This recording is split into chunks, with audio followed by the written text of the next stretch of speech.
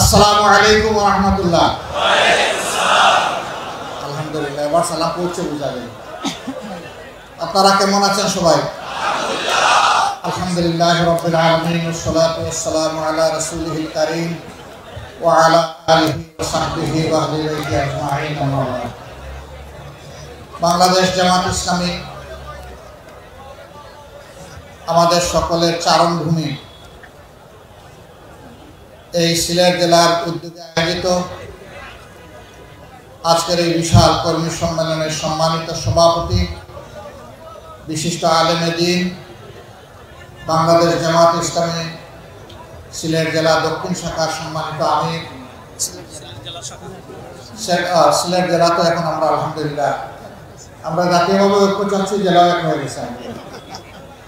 সিলেট জেলার সম্মানিত আমির জনাব মৌলানা হাবিবুর রহমান, মঞ্চে বসা কেন্দ্রীয় নেতৃবৃন্দ, আঞ্চলিক এবং স্থানীয় দায়িত্বশীল নেতৃবৃন্দ, সম্মানিত কর্মী ভাইয়েরা, আল্লাহ তাবারক ওয়া তাআলার অগণিত শুকরিয়া আদায় করছি যে তিনি আমাদেরকে উন্মুক্ত পরিবেশে এই বিশাল সামিয়ানার নিচে আজকে একত্রিত হওয়ার তৌফিক দান করেছেন। আলহামদুলিল্লাহ, আজ থেকে 6 মাস 1 বছর আগে যা আমরা কল্পনা করতে পারিনি, আল্লাহ তাআলার একান্ত মেহেরবানিতে আজকে তা বাস্তবে পরিণত হয়েছে। সারা বাংলাদেশের আনাচে মানুষ এখন স্বস্তির সাথে শ্বাস নিতে পারছে। এখন মানুষকে আর দামের খেতে মশারি টানিয়ে ঘুমাতে হয় না। সারা রাত জেগে জেগে দুর্বৃত্তদেরকে মোকাবেলা করার জন্য প্রস্তুতি নিতে হয় না। এখন আর জেলে যাওয়া আসা সেই মনীষের মিছিল এখন দেখতে হয় না। এখন এই বাংলাদেশে রক্তের হোলি খেলা এখন আর চলে না। আলহামদুলিল্লাহ, সব কিছু আল্লাহ তাআলার একান্ত মেহেরবানি। আমরা যা কল্পনাও করিনি, আল্লাহ তার সেই পরিকল্পনায় বাস্তবায়ন করছেন। আল্লাহ রাব্বুল আলামিনের দরবারে শুকরিয়া আদায় করার পাশাপাশি আমার জনগণ, প্রবাসে অবস্থানরত আমাদের দেশের সম্মানিত সন্তানগণ যারা আছেন, তাদের সকলের প্রতি আমরা কৃতজ্ঞতা জানাচ্ছি। 2006 সালের 28 অক্টোবর লগি বইটার তাণ্ডব দিয়ে মানুষ খুন করে আওয়ামী লীগ জানান দিয়েছিল তারা ভবিষ্যতে ক্ষমতায় গেলে এরকমই মানুষ খুন করবে। সেই দিন বাংলাদেশ পথ হারিয়েছিল। দীর্ঘ 17.5 বছর আর পথে উঠতে পারেনি। অবশেষে আল্লাহ তাআলার একান্ত মেহেরবানিতে 24-এর 5ই আগস্ট বাংলাদেশ আবার তার পথ ফিরে পেয়েছে। কিন্তু এই দীর্ঘ পথ পরিক্রমায় অসংখ্য বনি আদমকে রক্ত দিতে হয়েছে, জীবন দিতে হয়েছে। আমাদের মাতার তাজ শীর্ষ 11 জন কেন্দ্রীয় দায়িত্বশীলকে তারা খুন করেছে। কাউকে দিয়েছে ফাঁসি, আর কাউকে জেলের ভিতরে তারা মৃত্যুর দিকে ঠেলে দিয়েছে। একজন কেবল আমাদের মধ্যে এখনো বেঁচে আছেন, কষ্ট, যন্ত্রণা, দুঃখ, ব্যথা নিয়ে। তিনি হচ্ছেন আমাদের প্রিয় সম্মানিত ভাই, তৎকালীন ভারপ্রাপ্ত সেক্রেটারি জেনারেল জনাব এটিএম আজহারুল ইসলাম। আমাদের বিশ্বাস ছিল আল্লাহ তার এই বান্দাকে বাঁচিয়ে রেখেছেন বাংলাদেশকে ভালো কিছু দেখানোর জন্য, নতুন কিছু দেখানোর জন্য। আমরা সেই নতুন এবং ভালো কিছু দেখার প্রস্তুতি নিয়েছি এবং আদালতের ন্যূনতম বিচার পেলে তিনি নির্দোষ প্রমাণিত হয়ে আপনাদের বুকে ফিরে আসবেন ইনশাআল্লাহ। আমরা আশা করছি অতি তাড়াতাড়ি তিনি ফিরে আসবেন। মহান রবের দরবারে দোয়া করি আল্লাহ তাকে তাইয়্যিব হায়াত দান করুন। আল্লাহ রাব্বুল আলামিন তাকে সুস্থতার সাথে রাখুন। একটি নাদুস নুদুস সুস্থ মানুষ, আজকে তিনি শুকনো হয়ে 3 ভাগের 1 ভাগ হয়ে গিয়েছে। তারপর এতটাই মানসিক এবং শারীরিক জুলুম করা হয়েছে। 2 মাস 10 দিন একই জেলে ছিলাম, কিন্তু জেলে থাকা অবস্থায় তার মুখখানি আমাকে দেখতে দেওয়া হয়নি। তার পাশা নির্দয় আচরণ করা হচ্ছে। এখন হয়তো বা কিছুটা সেই পাশার নির্দয় আচরণ বন্ধ থেকেছে, কিন্তু তারপরেও তিনি জেলের অন্ধকার প্রকোষ্ঠে আছেন। আপনারা দোয়া করুন অতি সত্বর আল্লাহ যেন আমাদের বুকে তাকে ফিরিয়ে দেন। প্রিয় সম্মানিত ভাইরা, এইভাবে আমাদের শহীদ নেতৃবৃন্দের রক্ত, অসংখ্য সহকর্মীর রক্ত, এদেশের বিরোধী দলের মজলুম কর্মীদের রক্ত, নেতাদের রক্ত সাধারণ মানুষের রক্ত আর 18 কোটি মজলুম দেশবাসীর চোখের পানিতেই শেষ পর্যন্ত মনে হয় আল্লাহ কবুল করেছে। মহান রবের দরবারে শুকরিয়া আদায় করে বলি, রব্বুল আলামিন এইটুকু মেহেরবানি যখন করেছো তখন এই দেশবাসীর উপরে তুমি পুরোটাই মেহেরবানি করো। এই দেশকে স্থায়ী শান্তির দিকে তুমি এগিয়ে নিয়ে যাও, আর স্থায়ী শান্তি শ্রমিক হিসাবে আমাদের সবাইকে কাজ করার তৌফিক দাও। আমরা যেন ওই শান্তির বাংলাদেশ বিনির্মাণে, একটা মানবিক বাংলাদেশ বিনির্মাণে আমরা যেন অবদান রাখতে পারি। আলহামদুলিল্লাহ, একটাই সংগঠন, সবাই স্বীকার করতে বাধ্য, কোনো অপশক্তি তাদের সামনে এই সংগঠনের মাথা নত করাতে পারেনি। হ্যাঁ, আমরা বারবার মাথা নত করেছি আমাদের মাবুদের দরবারে, করতেই থাকবো, কিন্তু কোন অপশক্তির কাছে ইনশাআল্লাহ আগামীতে আমরা মাথা নত করব। দেশে বিদেশে অনেক ষড়যন্ত্র চক্রান্ত হয়েছে এই সংগঠনের বিরুদ্ধে, আমাদের কর্মীরা সীমাহীন ধৈর্য রয়েছে। এত বড় ক্ষতি অন্য কোনো সংগঠনের বাংলাদেশে হয়নি যত বড় ক্ষতি হয়েছে জামাত ইসলামী এবং ইসলামী ছাত্র শিবির। এই সকল ক্ষতির ফল আমাদের অন্তরে ছিল, সেই ক্ষত ছিন্ন বহন করে আগস্টের 5 তারিখ যখন পরিবর্তন আসলো, আমরা সারা বাংলাদেশের প্রিয় সহকর্মীদেরকে এবং দেশবাসীদেরকে আহ্বান জানিয়েছিলাম, শান্ত থাকুন, ধৈর্য ধরুন, প্রিয় দেশকে গড়তে সাহায্য করুন। আলহামদুলিল্লাহ, বাংলাদেশ শান্ত থেকেছে, ধৈর্য ধরেছে। আওয়ামী লীগের সাধারণ সম্পাদক তৎকালীন মন্ত্রী ওবায়দুল কাদের সাহেব বলেছিলেন, একবার নয় বারবার, তার দলীয় কর্মীদেরকে ভয় দেখে আরো পাষাণ হওয়ার জন্য উস্কানি দিতে গিয়ে বলেছে, তোমরা যদি ক্ষমতা থেকে চলে যাও তাহলে ক্ষমতা হারানোর 2 দিনের মাথায় তোমাদের 5 লক্ষ লোককে ওরা খুন করবে। একথা তিনি বলেননি? বাংলাদেশের মানুষ প্রমাণ করে দিয়েছে, তোমরা পাগল হতে পারো, তোমরা ক্ষমতার নেশায় অন্ধ হতে পারো, তোমরা দায়িত্ব জ্ঞানহীন পাশবিক চরিত্রের হতে পারো, কিন্তু বাংলাদেশের মানুষ দায়িত্ব জ্ঞানহীন নয়। 5 লক্ষর উপর প্রশ্নই আসে না। 2 দিনের মধ্যে 5 জন মানুষকে কেউ খুন করেন। জনগণের এই ধৈর্য, মানুষের প্রতি এই দায়বোধ, দেশের প্রতি এই ভালোবাসা একটা মহলের এখন সহ্য হচ্ছে না। তারা চেয়েছিল রক্তের পদ্মা, গঙ্গা, যমুনা, সুরমা বয়ে যায়, তাহলে তাদের রাজনীতি আবার জমে উঠবে দেশে বিদেশে।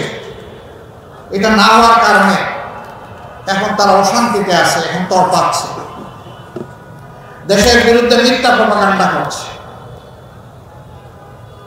দেশ থেকে করছে, বিদেশ থেকে করছে। দেশের মর্যাদা পূর্ণ করার জন্য মিথ্যা গল্প সাজিয়ে বিদেশি বন্ধুদেরকে তারা বিভ্রান্ত করার চেষ্টা করছে। অবশ্য পদে পদে তাদের সমস্ত ষড়যন্ত্র শয়তানি ধরে পড়ে যাচ্ছে।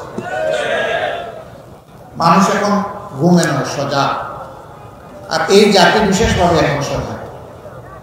তারা এই ইতিবাচক পরিবর্তনকে, অভ্যুত্থানকে ব্যর্থ করে দেওয়ার জন্য দফায় দফায় অনেক কাণ্ড করতেছে। তারা জুডিশিয়াল কু করতে চেয়েছিল, আল্লাহ ব্যর্থ করে দিয়েছে। তারা আনসার কাণ্ড ঘটিয়ে কু করতেছিল, আল্লাহ ব্যর্থ করে দিয়েছে। তারা চাকরি কাণ্ড নিয়ে কু করতেছিল, আল্লাহ ব্যর্থ করে দিয়েছে।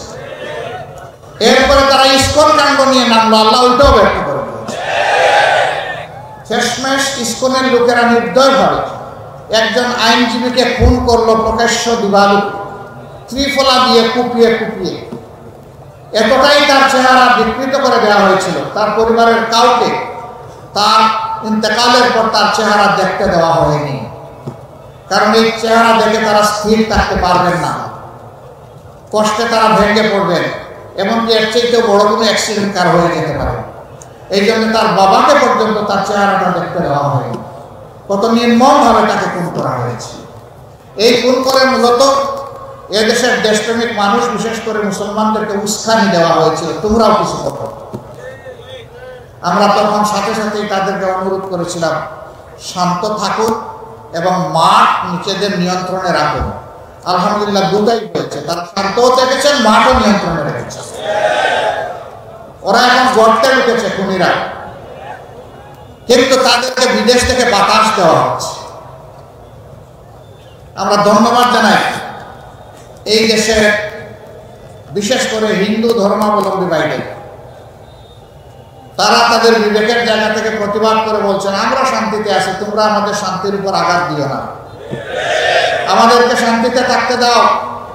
ভারতকে তারা বলেছে, আমাদেরকে দিয়ে আর খেলো না, বহু খেলা তোমরা খেলেছো, এখন তোমরা শান্ত হও। আমরা এই দেশে ধর্ম বর্ণ নির্বিশেষে ভালো আছি, ভালো থাকতে চাই। আমরা তাদেরকে অভিনন্দন জানাই। এর আগে কোনোদিন তারা এরকম প্রতিবাদ করেনি, এবার তারা করেছেন। তার কারণ হলো তাদেরও আল্লাহ বিবেক দিয়েছেন। তারা দেখেছে 5 তারিখের পরিবর্তনের পর দায়িত্বশীল দেশপ্রেমিক সংগঠন বাংলাদেশ জামাত ইসলামী, ইসলামী শ্রমিক কল্যাণ ফেডারেশন, স্কুল কলেজ মাদ্রাসার শিক্ষক ছাত্ররা, অন্যান্য বিরোধী দলের লোকেরা, তখন যারা বিরোধী দলে ছিলেন তারা সকলে এসে বিভিন্ন ধরনের যে সমস্ত প্রতিষ্ঠান আছে সেগুলোকে পাহারা দিচ্ছে, তাদেরকে দিয়ে আশ্বাস দিচ্ছে, সাহস যোগাচ্ছে যে আমরা মিলেমিশে সকলেই বাংলাদেশের নাগরিক। আমরা মর্যাদার সাথে, শান্তিপূর্ণভাবে, সৌহার্দ্যের সাথে, সম্প্রীতির সাথে আমরা এখানে বসবাস করব, আপনাদেরকে কোনো চিন্তা করতে হবে না। যখন বাংলাদেশে দায়িত্বশীলতার পরিচয় দিল, তখন একটি উগ্র সংগঠন আবার হিন্দু ধর্মের লোকদেরকে উস্কাতে দিল যে এবারকার দুর্গাপূজা আমরা করব না, এটা আমরা বাদ দেব। কেন করব না? যে এই দেশে আমাদের উপরে আঘাত করা হচ্ছে, আমাদের মা বোনদের ইজ্জত লুণ্ঠন করা হচ্ছে, আমাদেরকে খুন করা হচ্ছে, ঘর বাড়ি পুড়িয়ে দেওয়া হচ্ছে। এবারও দায়িত্বশীল হিন্দু সমাজের লোকেরা তারা জানিয়ে দিলেন, তোমাদের এই সমস্ত কথা মিথ্যা এবং আমরা তোমাদের টাকা সাড়া দেব না। তারা সেপ্টেম্বরের 4 তারিখ ঢাকায় লক্ষ লোকের সমাবেশ করে এইভাবে বিশৃঙ্খলা সৃষ্টি করতে চেয়েছিলেন। ওই ধর্মের ভাইদের দায়িত্বশীলতার কারণে তাদের সেই ষড়যন্ত্র আল্লাহ ব্যর্থ করে দিয়েছে। জাতি জাগ্রত আছে। প্রত্যেকটি ঘটনার পর আমাদের দেশের মানুষ, বিশেষ করে যুব সমাজ জানান দিচ্ছে যে আমরা আমাদের দেশকে ভালোবাসি এবং আমরা দেশের শান্তি শৃঙ্খলা, স্বাধীনতা, সার্বভৌমত্ব রক্ষায় আমরা প্রতিশ্রুতিবদ্ধ, আমরা অক্ষম। আপনারা দেখেছেন এই অতি সম্প্রতি ইসকনের ঘটনা ঘটার পরে আমাদের বর্তমান অন্তর্বর্তীকালীন সরকারের প্রধান উপদেষ্টা দাওয়াত দিয়েছিলেন সব ধরনের সংগঠন, ডান বাম, ইসলামী মধ্যম, সবাই এই বাংলাদেশের 53 বছর চলার জীবনে প্রথমবারের মতো সকল ঘরানার রাজনৈতিক নেতৃবৃন্দ একসাথে বসে তারা হাত তুলে অঙ্গীকার করেছেন দেশ এবং জনগণের স্বার্থ রক্ষায়, স্বাধীনতা, সার্বভৌমত্ব রক্ষায় আমরা সবাই, আমরা কোনো অপশক্তির কাছে মাথা নত করব না, আমরা কোনো চোখ রাঙ্গানিকে পরোয়া করব। এই আওয়াজ, এই মেসেজ দেশের জনগণকে আরো ঐক্যবদ্ধ করেছে, আরো শক্তি জুগিয়েছে এবং বিশ্ববাসীকে বার্তা দিয়েছে যে বাংলাদেশের বিরুদ্ধে ঘরে বাইরে কোনো ষড়যন্ত্র আর সফল হবে না। পরের দিন সকল ধর্মের যারা গুরুত্বপূর্ণ ব্যক্তি, ধর্মীয় অভিভাবকদেরকে নিয়ে আবার প্রধান উপদেষ্টা বসেছে, তারাও হাতে হাত মিলিয়ে আওয়াজ দিয়েছেন এখানে ধর্ম বর্ণের কোনো কথা নেই, আমরা সকলে মিলে বাংলাদেশ এবং এই বাংলাদেশকে আমরা রক্ষা করব। এই বাংলাদেশের বিরুদ্ধে কোনো ষড়যন্ত্রে আমরা পা দিব না এবং আমরা বরদাস্ত করব। আমরা অভিনন্দন জানাই, মোবারকবাদ জানাই এই অঙ্গীকার ব্যক্ত করার জন্য। তারা কি করেছে, কি করে নাই? গত 15.5 বছর ক্ষমতায় এসে পিলখানায় 57 জন সেনা অফিসারকে নির্মমভাবে হত্যা করল, তাদের পরিবারের কোনো সদস্যকে হত্যা করল। এরপরে জামাতে ইসলামীকে তারা ধ্বংস করার জন্য নেতৃবৃন্দের মাথার উপরে তলোয়ার চালাল, শত শত নেতাকর্মীকে খুন করল। তখন অবশ্য অন্য কোনো দলের উপরে এই বিপদ আসে না। আমরা সেদিন আমাদের বন্ধুদেরকে বলেছিলাম সবাইকে যে আমাদের উপর যে যুদ্ধ এই সরকার অন্যায় যুদ্ধ শুরু করেছে, আসেন একসাথে আমরা সেই যুদ্ধ মোকাবেলা করি, তাইলে এই যুদ্ধ আর কাউকে আক্রান্ত করবে না। দেশ বাঁচবে, আপনারা বাঁচবেন, আমরাও সবাই বাঁচব। সেদিন আমাদের এই আওয়াজ আমরা বুঝাতে পারিনি, অথবা তারা উপলব্ধি করতে ব্যর্থ হয়েছিলেন, যার মাসুক পরবর্তী পর্যায়ে গোটা 15.5 বছর ধরে জাতিকে পরিশোধ করতে হয়েছে। আমরা বলেছিলাম আমাদের মাথায় আঘাত করা হয়েছে, সবার মাথায় আঘাত করা হয়েছে, সময়ের ব্যবধানে তাই প্রমাণ হয়েছে। সম্মানিত ভাইয়েরা, এখান থেকে আমাদের শিক্ষা নেওয়া উচিত। আমাদের আলিম সমাজের উপর সরকার আক্রোশ নিয়েছে। 13 সালের 5ই মে শাপলা চত্বরে কি করা হয়েছে, কি নারকীয় হত্যাকাণ্ড চালানো হয়েছে আপনারা দেখেছেন। মানুষ কতটা বিকৃত হলে বলতে পারে সেদিন কেউ মরে নাই, সেখানে আলিম উলামার রং ছিটিয়ে দিয়েছে। হ্যাঁ, মানুষ যারা দিনের জন্য দুনিয়া থেকে বিদায় নেয় তারা তো শহীদ হয়ে আল্লাহর প্রিয় বান্দাবান্দি হিসাবেই বিদায় নেয়, কিন্তু যারা অপকর্মের দায় নিয়ে দেশ থেকে পালিয়ে যায় তারা কি নিয়ে পালিয়ে যায়?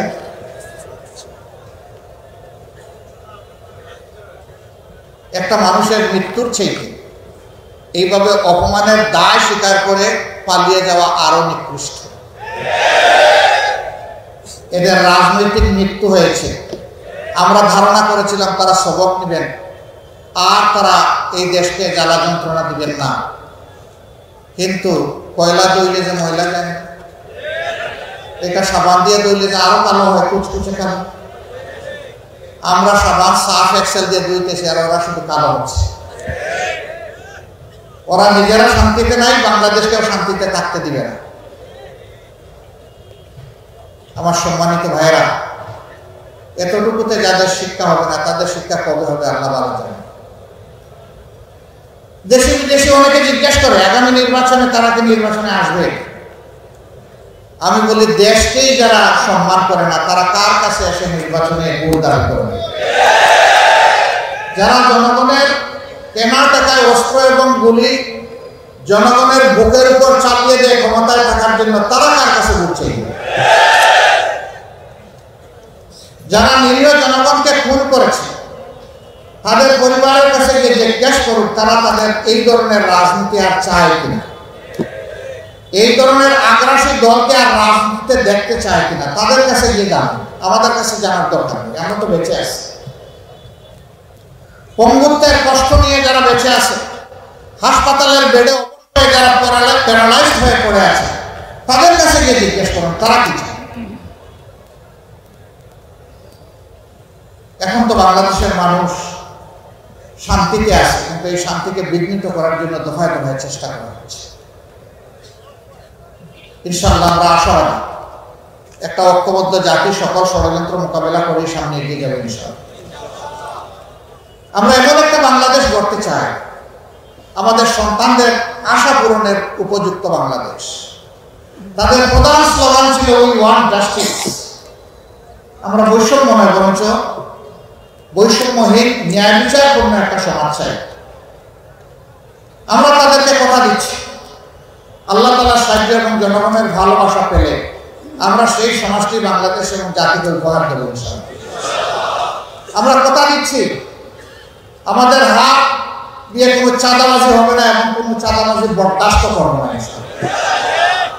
আমরা কথা দিচ্ছি বাংলাদেশের 1 ইঞ্চি মাটির উপর কারো কোনো দখল বাণিজ্য চলবে না এবং চলতে দেব না। আমরা কথা দিচ্ছি সরকারি আধা সরকারি বেসরকারি অফিসে বসে কেউ ঘুষ খাওয়ার প্রয়োজন অনুভব করবে না এবং দুঃসাহস দেখাবে না। আমরা কথা দিচ্ছি আমাদের যুব সমাজের হাতকে আমরা কর্মী কারিগরের হাতে পরিণত করতে চাই। তারা হলো দেশ গড়ার কারিগর। সার্টিফিকেট নিয়ে তারা বের হয়ে বেকারত্বের অভিশাপে কান্নাকাটি করবে না, হাল চাষ করবে না। তাদেরকে নৈতিক এবং জাগতিক শিক্ষা এমনভাবে সমৃদ্ধ করা হবে যে প্রত্যেকটা ছাত্র কিংবা ছাত্রী তার শিক্ষার পাঠ চুকানোর সাথে সাথে দেশ গড়ার একজন যোগ্য কারিগরে পরিণত হবে এবং কাজ তার হাতে চলে আসবে। উন্নত দেশে আছে শিক্ষাকালীন সময়েই তাদের হাতে কাজ চলে আসে। শিক্ষা জীবনের আগেই তাদের এগ্রিমেন্ট সম্পূর্ণ হয়ে যায়। শিক্ষা জীবন শেষ করার সাথে সাথে কর্মে ঢুকে পড়ে। তারা পরীক্ষার রেজাল্টের অপেক্ষা করে, অতীতের রেজাল্টকে মূল্যায়ন করে তাদের হাতে এইভাবে কাজ চলে আসে। আমরা এই ধরনের একটি সমৃদ্ধ যুব সমৃদ্ধ বাংলাদেশ গড়তে চাই ইনশাআল্লাহ। এমন বাংলাদেশ আমরা করতে চাই যেই বাংলাদেশে মসজিদ, মন্দির, চার্চ, প্যাগোডা, মঠ কোনো জায়গায় নিরাপত্তার জন্য পাহারা বসানোর প্রয়োজন, বরঞ্চ ঘরে বাইরে নিজেদের ধর্মীয় কাজে, সামাজিক কাজে, পেশাগত কাজে সকল জায়গায় একজন নাগরিক পূর্ণ স্বাধীনতা, মর্যাদা এবং নিরাপত্তা ভোগ করবে ইনশাআল্লাহ। এই ক্ষেত্রে নারী পুরুষকে সমান মর্যাদা এবং নিরাপত্তা দেওয়া হবে। বাংলাদেশ জামাত ইসলামী সেই স্বপ্নের রাষ্ট্র যদি গড়ার সুযোগ পায় আল্লাহ কোরআনের ভিত্তিতে, তাহলে সেই রাষ্ট্রে পুরুষের পাশাপাশি আমাদের মা বোনেরা, আমাদের মেয়েরা অত্যন্ত মর্যাদা, গর্ব এবং ইজ্জতের সাথে তারা তাদের দায়িত্ব পালন করবেন, তারা পাবেন পূর্ণ নিরাপত্তা। এখন সমাজের বিভিন্ন জায়গায় কাজ করতে গিয়ে না পান তারা নিরাপত্তা, না পান তারা মর্যাদা। সেদিন তারা মায়ের মর্যাদা পাবেন, সহোদরা বোনের মর্যাদা পাবেন, ঔরজাত মেয়ের মর্যাদা পাবেন ইনশাআল্লাহ। এবং ঘুরে ফিরে আমরা তাদেরকে পূর্ণভাবে মায়ের মর্যাদায় অভিষিক্ত করব। রাসূল করিম সাল্লাল্লাহু আলাইহি ওয়াসাল্লাম সবচেয়ে ঝুঁকিপূর্ণ কাজ যুদ্ধের ময়দানে মহিলাদেরকে সম্পৃক্ত করেছেন, সুযোগ দিয়েছে। আমরা তাদেরকে বঞ্চিত করার অধিকার রাখি না। তারা তাদের যোগ্যতা, দক্ষতা অনুযায়ী তারা রাষ্ট্রের কাজে অবদান রাখে। এই রাষ্ট্রে শুধু মুসলমানরা বসবাস করে না, অন্যান্য ধর্মের লোকেরাও বসবাস করে। আমাদেরকে যিনি পয়দা করেছেন তিনিই তাদেরকে পয়দা করেছেন। সুতরাং সেই আল্লাহর দৃষ্টিতে মানুষ হিসাবে তাদের যত নাগরিক অধিকার আছে পূর্ণ নাগরিক অধিকার তারা ভোগ করবে ইনশাআল্লাহ। সেখানে ধর্মের কারণে কোনো মানুষ তার যোগ্য ভূমিকা পালন থেকে বঞ্চিত হবে না। তবে দুঃখের বিষয়, গত 15.5 বছর তার একটু দাড়ি আছে, কে তার পেশাগত দায়িত্ব পালনের সময় নামাজে যায়, তাকে চরমভাবে অপদস্থ, কুণ্ঠাসা এবং তার অধিকার থেকে তাকে বঞ্চিত করা হয়েছে। এই অপকর্ম আর বাংলাদেশে চলতে দেওয়া হবে না ইনশাআল্লাহ। এখানে একটা ফ্ল্যাগ দেখছি, এটা নামান্ত ফ্ল্যাগ শুধু জামাত ইসলামের লোকসংবলিত ফ্ল্যাগ এবং বাংলাদেশের ফ্ল্যাগ উঠবে ভাই, অন্য কোনো ফ্ল্যাগ এখানে উঠাবে না।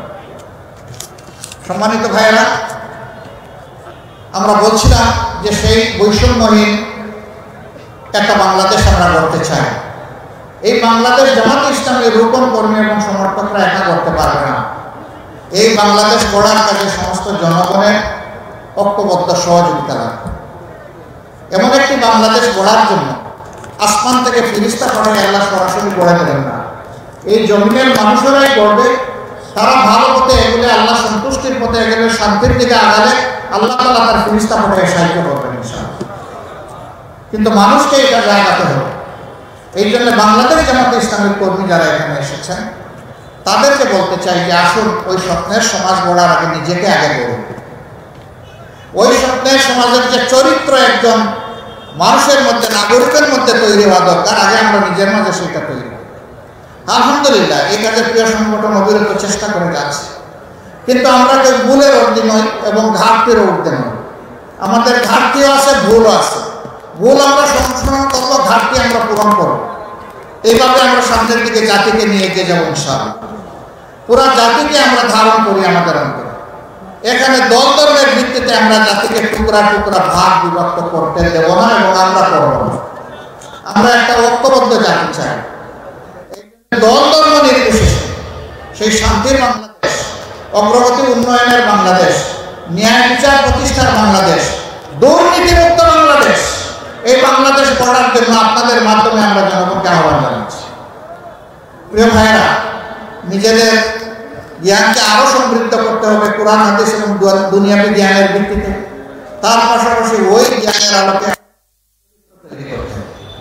মানুষের কাছে ইসলামের কল্যাণময় এই আহ্বান পৌঁছে দিতে হবে ঘরে ঘরে।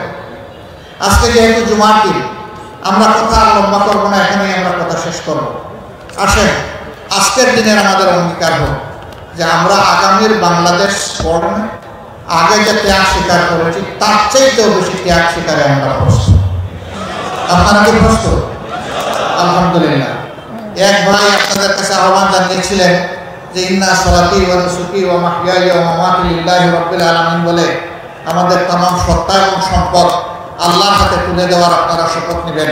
এই আহ্বান অধ্যাপক ফজলুর রহমান সাহেব জানিয়েছিলেন, আপনারা সকলে সাড়া দিয়েছেন। আমরা দোয়া করি আল্লাহ তার জন্য আপনাদেরকে কবুল করুন এবং এই আয়াতের হক আদায় করে হযরত ইব্রাহিম আলাইহিস সালামের সাথে আল্লাহ তাআলা হাসরের দিন আমাদেরকে তার সামনে হাজিরাত হওয়ার তৌফিক দান করুন। তিনি আমাদের রূহানি পিতা। আর এই ওয়াদাটা তিনি সরাসরি আল্লাহর কাছে করেছিলেন। আল্লাহ তাআলার এত ভালো লেগেছিল এই ওয়াদা, এর বরকতে আল্লাহ তাআলা তাকে বলেছিলেন মিল্লাতে আবিকুম ইব্রাহিম ওয়া সাম্মাকুমুল মুসলিমিন। সমস্ত মুসলিম মিল্লাতের নেতা পিতা হচ্ছেন ইব্রাহিম আলাইহিস সালাম এবং তিনি নাম রেখেছেন মুসলমান। কিন্তু আল্লাহ হতে পারে, আবার ইব্রাহিম আলাইহিস সালাম হতে পারে, এটা আল্লাহ তাআলা ভালো জানেন, কিন্তু এটা আল্লাহ তাআলার পছন্দের কালাম ছিল। সম্মানিত ভাইয়েরা, আজকের এই আলিয়া মাদ্রাসার এই সম্মেলন সিলেটের চেহারা পাল্টে দেবে এটা আমি বিশ্বাস করতে চাই। আমরা দল মত জাতি ধর্ম পেশা নির্বিশেষে সকলের কাছে প্রাণপণে ছুটে যাব। এই ক্ষেত্রে উলামায়ে কেরামের বিশেষ দয়া এবং সহযোগিতা আমাদের প্রয়োজন। এখানেও আমরা কোনো ভাগ বিভক্তি করব না। উলামায়ে কেরাম আমাদের মাতার তাজ, তাদের দোয়া আমাদের লাগবে, তাদের সহযোগিতা আমাদের লাগবে। তাদেরকে ইজ্জতের সাথে বুকে ধারণ করে আমরা সামনে এগিয়ে যাব। আল্লাহ আমাদের সহায় হন। আসসালামু আলাইকুম ওয়া রাহমাতুল্লাহ।